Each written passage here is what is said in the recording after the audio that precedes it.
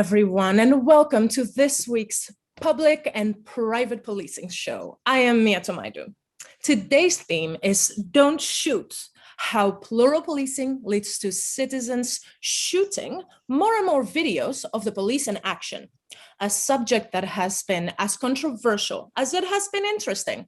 We have with us renowned French political scientist and law student Margot, law graduate and commentator for Spain, Carlota, and a citizen activist that has advocated for better policing, Rita.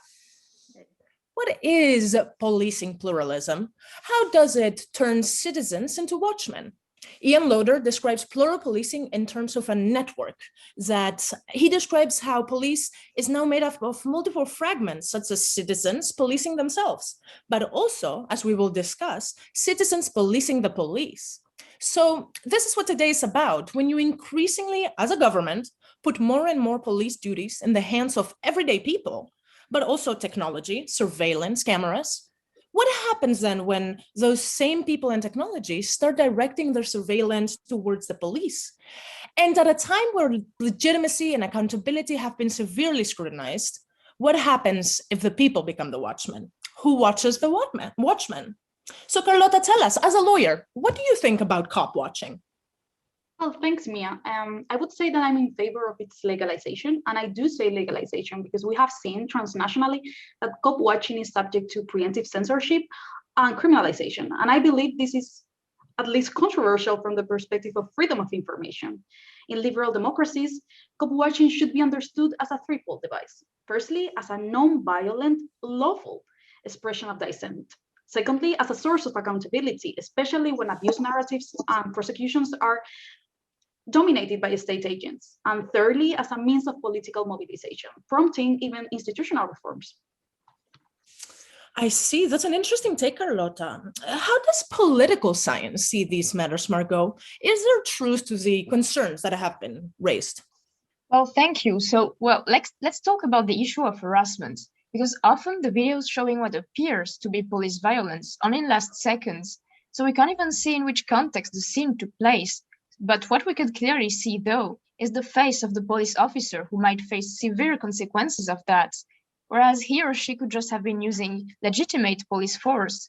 And I will also add to that the phenomenon of armchair detectives, who are just like everyday people who are eager to catch criminals, yes, but they are not professionals. So they might spread false information on social media, showing more and more videos of what could look like police violence, but might not be. So while wasting prosecutors' time, it can also destroy the lives of these police officers. Plus, it also makes the police less credible for the public.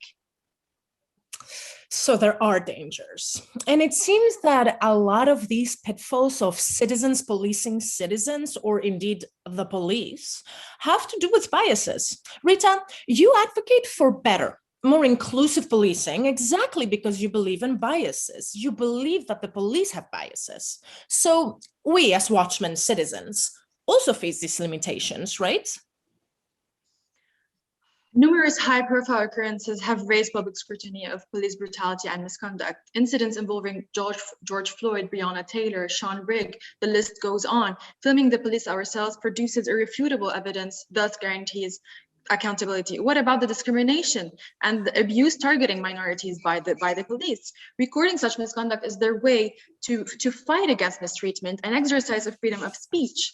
We are bringing justice and power back into our own hands. We are not invading police's privacy. We are monitoring how they are doing their jobs. Yes, I see that perspective too, Rita. Carlota, what do you think about the argument that some videos can be inaccurate or even falsified?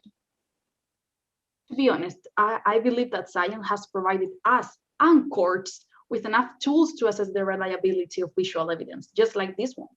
Moreover, the existing alternatives, such as body cams, can be biased too. Wouldn't it be better for establishing the truth if we had more instead of less perspectives? The use of body cams means nothing. We have seen police officers turn them off and manipulate filming. We advocate the people filming, the weak, the disadvantaged, the powerless, the citizens, the victims.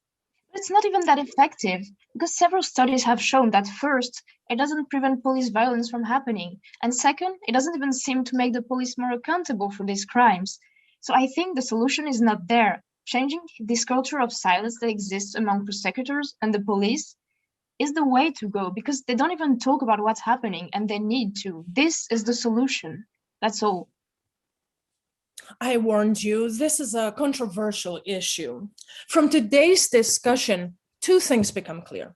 One, plural policing can lead to widespread consequences for the police themselves. And two, we need more research to truly understand the implications of citizens shooting the police. See you next week for a whole new public and private policing show. Thank you, everyone.